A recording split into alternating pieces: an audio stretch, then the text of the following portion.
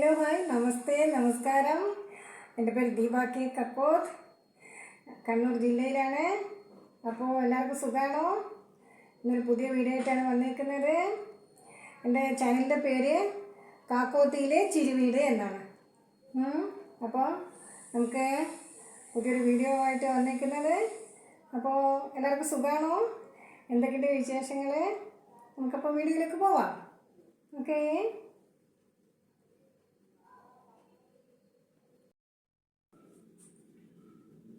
അപ്പോൾ നമ്മൾ ഇന്ന് വെള്ളരിക്ക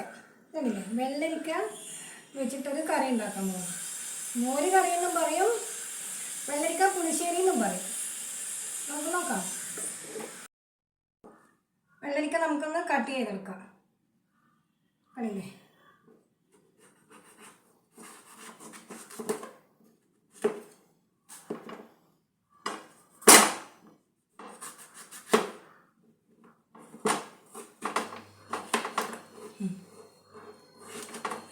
കട്ട് ചെയ്യണം.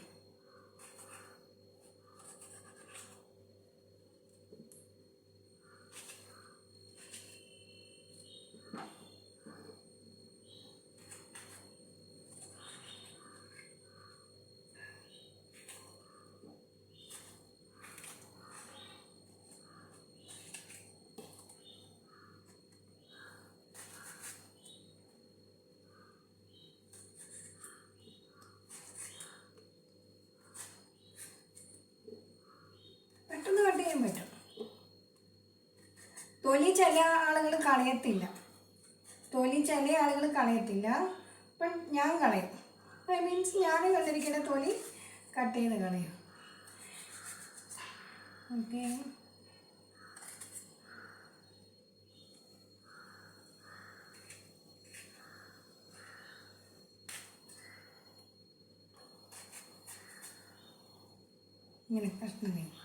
ഇങ്ങനെ പീസാക്കിയിട്ട് നമ്മളിത് കഷ്ണം വെച്ചിടും. മീൻസ് മുറിച്ചിടും. നമുക്കിനി ഇത് മുറിച്ചിട്ട് വേവിക്കാൻ വെക്കാം. അപ്പോൾ വെള്ളരിക്ക വേവിക്കാൻ വെക്കുകയാണ്. ജനാലയിൽ ലൈറ്റ് അടിക്കുന്നുണ്ടോ മുഖത്ത് ഇങ്ങനെ വെളിച്ചം കാണാം. അപ്പോൾ ഇച്ചിരി മഞ്ഞളിടാം. ഓക്കെ. പിന്നെ കട്ട് ചെയ്ത് വെച്ച 2 പച്ചമുളക് ഇടുന്നുണ്ട്. ഇനി ശകലം ഉപ്പും കൂടി ഇട്ടിട്ട് നമുക്കിത് വേവിക്കാൻ വെക്കാം.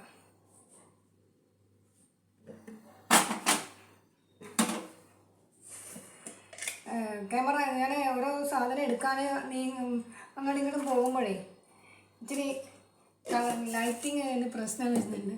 ഓക്കെ. നമുക്കിനി ഇത് അടച്ച് വെച്ചിട്ട് 2 വിസിൽ വന്നാൽ മതി. വെള്ളരിക്കല്ലേ, പെട്ടെന്ന് വേവും. ഓക്കെ. അപ്പോൾ നമ്മുടെ വെള്ളരിക്ക ഇവിടെ വെന്തിട്ടുണ്ട്. വെള്ളരിക്ക വെന്ത് കഴിഞ്ഞാലില്ലേ എന്താണെന്നറിയത്തില്ല, ഇച്ചിരി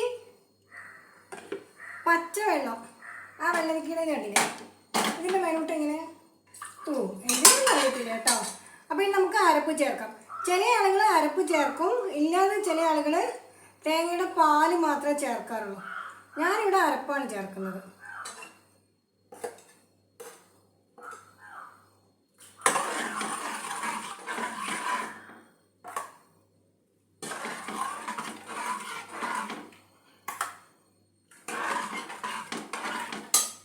ഓക്കെ. ഇനി നമ്മൾ ഉപ്പൊക്കെ ഇട്ട് നോക്കിയതാണ്. ഇനി നമുക്ക് കുറച്ച് കറിവേപ്പില ഇട്ടിട്ട് ഇതൊന്ന് തിളക്കാൻ വെക്കാം. ജസ്റ്റ് ഒന്ന് നോക്കട്ടെ ഉപ്പൊക്കെ കറക്റ്റാണോ എന്ന് നോക്കാനോ. ഓക്കെ. ഇതൊന്ന് വേവണം, ഒന്ന് മീൻസ് തിളക്കണം.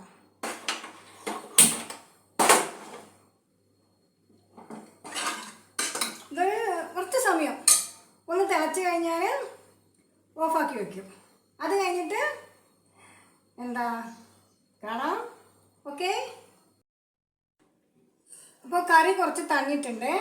നമുക്കിതിലോട്ട്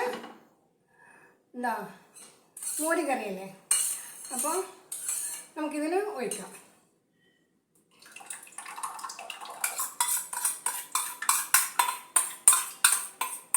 കറി തിളക്കുന്ന സമയത്ത് തൈര് ഇത് മോരൊഴിക്കാറില്ല. തിളച്ച് വേണ്ടുന്ന പാകത്തിലായിക്കഴിഞ്ഞാൽ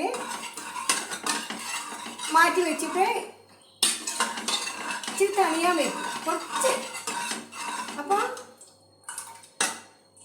ഇനി നമുക്കിത് കടുകൊക്കെ പൊട്ടിച്ച് ഫിനിഷിംഗ് പോയിന്റിലേക്ക് എത്താം. അപ്പോൾ പാനിൽ വെച്ചു. പാനിൽ ചൂടായി നമുക്ക് എണ്ണ ഒഴിക്കാം. എണ്ണ ഒഴിച്ചു.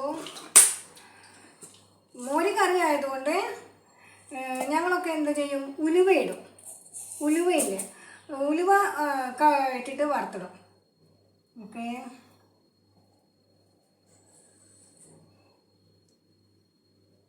എണ്ണ ചൂടായി. കുറച്ച് കടുകിടാം.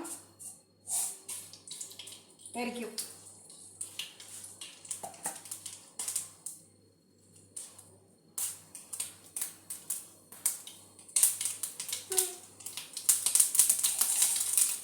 ഇനി നമുക്ക് കുറച്ച് ഉലുവ കുറച്ചല്ല, കുറച്ചിടും. ഇനി നമുക്ക് കായ്മുളകും കറിവേപ്പിലയും കൂടി ഇടാം. കായ്മുളക്,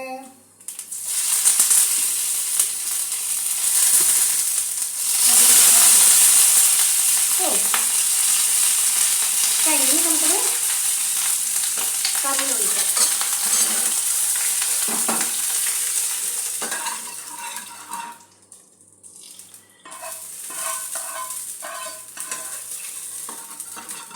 വേണമെങ്കിൽ ശകലം ഇങ്ങോട്ട് ഇടാം. ഓക്കെ, അങ്ങനെ നമ്മുടെ പുളിങ്കറി, വെള്ളരിക്ക പുളിങ്കറി എന്ന് പറയും, അല്ലെങ്കിൽ വെള്ളരിക്ക മോരൊഴിച്ച് വെച്ച കറി എന്നൊക്കെ പറയും. അപ്പം നമ്മൾ വെള്ളരിക്ക മോര് കറി അല്ലെങ്കിൽ പുളിങ്കറി തയ്യാറായി. അതെ, കടുകൊക്കെ പൊട്ടിച്ചു, കായമുളകൊക്കെ ഇട്ടില്ലേ, അപ്പോൾ അതിൻ്റെ ഒരു ചുമ വരുന്നു. ഒക്കെ നമുക്കിതൊരു ഡിഷിലേക്ക് മാറ്റാം.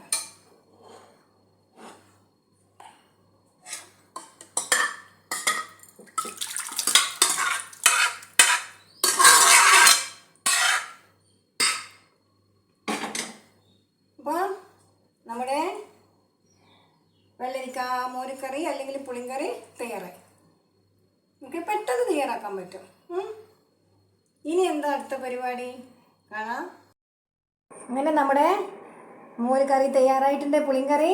അപ്പോൾ ഒന്ന് ഊണ് വയ്ക്കാം. പാവക്ക തോരനുണ്ട് കേട്ടോ. അതെ, പാവക്ക തോരൻ നല്ലതല്ലേ.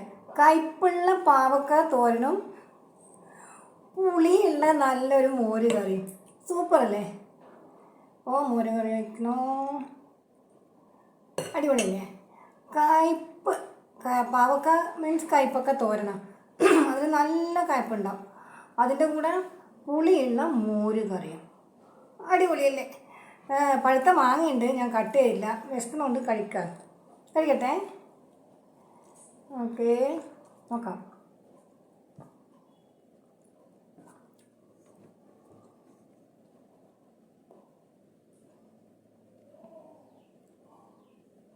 ഓക്കെ, ഇത്തിരി പുളിയുള്ള കറിയും കൂട്ടി കഴിക്കുമ്പോൾ 2 പാവക്കയുടെ ഉപ്പേരി വായി നോക്കുക. അപ്പോൾ മധുരവും പുളിയും ഒക്കെ കൂടി നല്ല കഥ. അപ്പോൾ ഇന്നത്തെ വീഡിയോ അങ്ങനെ കഴിഞ്ഞു. അപ്പോൾ ഇനി അടുത്തൊരു വീഡിയോയിലേക്ക് നമുക്ക് കാണാം. Okay, bye bye, Tata.